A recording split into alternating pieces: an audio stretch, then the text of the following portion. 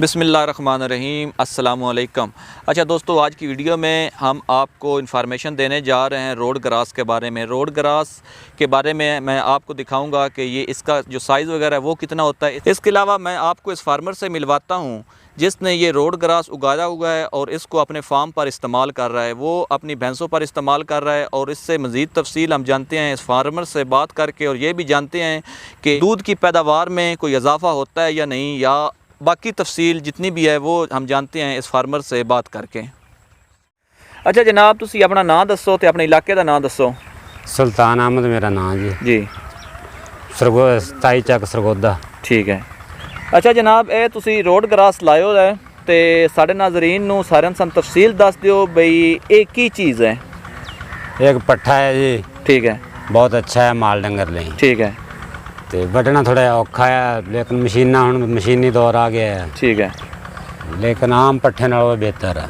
अच्छा सारे तो पहले तो ये दसो बई दूजिया पट्ठियां नालों जो दूजा चारा है उस नालों ये बेहतर है? बेहतर है जी। इसकी बेहतरी की की वजह है? निकलता ज़्यादा, वजन ज़्यादा होंदा जी। ठीक है। बाकी पट्ठे माल थोड़ा खा के भी गुजारा कर लेंदा। ठीक हो गया। अच्छा सन ये बीजने का तरीका दसो बई किस तरह तुसी बीजदे हो? बीजते तो जी छट्टा मारी दा जिदा बरसीन बीजी दा। ठीक है। पानी ला के वे छट्टा मारना है। ठीक है। तो ज़मीन की तैयारी किस तरीके नाल करदे हो? जमीन तो रूड़ी राड़ी पा के चंगी तैयार करके हल हुल वाह के, ठीक है, तो सुहागा मार के पानी ला के तो छट्टा मार देते हैं। ठीक हो गया। छट्टा मारन तो बाद फिर अगले तरीकाकार की है? अगला तरीकाकार ये है कि इन्हू खुशक होने तो बाद 10-12 दिन तो बाद दोबारा पानी ला दो। ठीक है।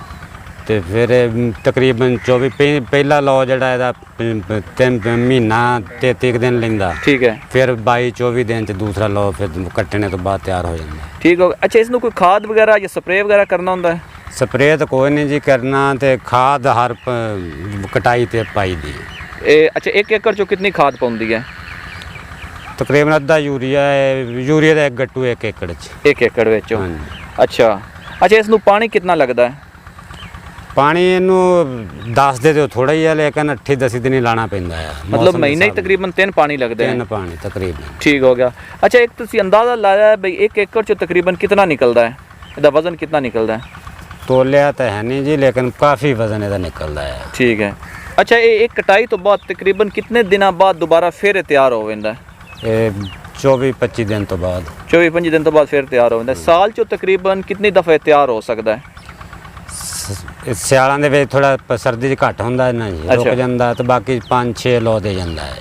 5-6 बार कटाई कर हो जाती साल चो? हाँ जी। अच्छा सर्दी तकरीबन कितने दिनों बाद फिर तैयार हो जाता है?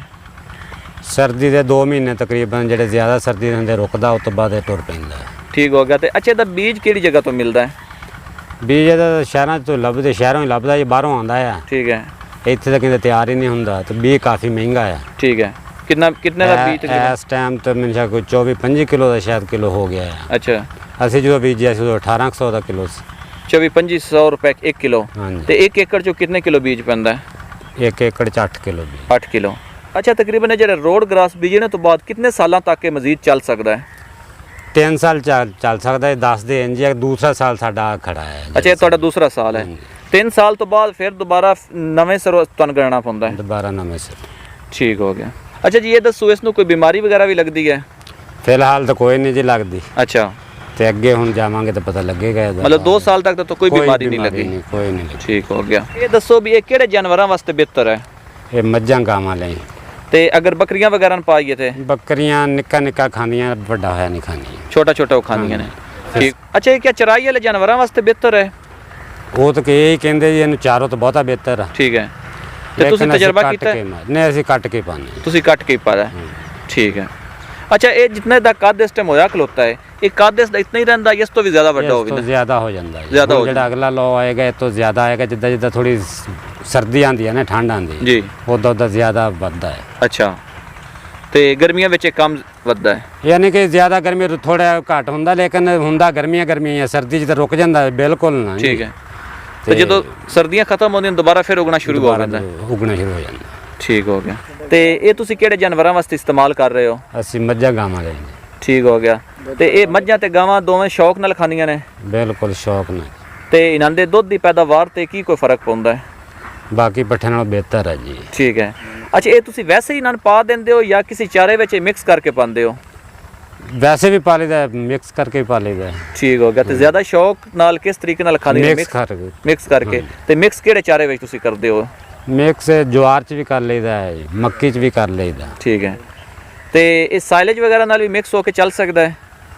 ਚੱਲ ਜਾਣਾ ਜੀ, ਸਾਈਲੇਜ ਨਾਲ ਵੀ ਚੱਲ ਜਾਣਾ। ਸਾਈਲੇਜ ਦੇ ਵਿੱਚ ਪਾਇਆ ਨਹੀਂ ਲੇਕਿਨ ਚੱਲ ਜਾਣਾ ਹੈ। ਠੀਕ ਹੈ। ਅੱਛਾ ਭਾਈਜਾਨ, ਤੁਹਾਡਾ ਬਹੁਤ ਸ਼ੁਕਰੀਆ। ਤੁਸੀਂ ਸਾਨੂੰ ਰੋਡ ਗਰਾਸ ਦੇ ਬਾਰੇ ਬਹੁਤ ਅੱਛੀ ਇਨਫੋਰਮੇਸ਼ਨ ਦਿੱਤੀ ਤੇ ਜਿਹੜੇ ਲੋਕ ਇਹ ਰੋਡ ਗਰਾਸ ਉਗਾਉਣਾ ਚਾਹ ਰਹੇ ਹਨ, ਉਮੀਦ ਹੈ ਇਹ इन्फॉर्मेशन उन्होंने वास्ते हेल्पफुल होएगी। ਤੁਹਾਡਾ जनाब बहुत शुक्रिया। अच्छा दोस्तों, रोड ग्रास उगाने के ऊपर आपने मेरी वीडियो देखी और इसके फ़ायदे या नुकसानात वो सारे आपने जाने। मज़ीद अच्छी वीडियोज़ के लिए आप मेरे चैनल को सब्सक्राइब करें और साथ बेल आइकन प्रेस कर दें। इसके अलावा मुझे इंस्टाग्राम पर फॉलो करें और बताएं कि नेक्स्ट वीडियो आप किस टॉपिक पर देखना चाहते हैं। आपका बहुत शुक्रिया।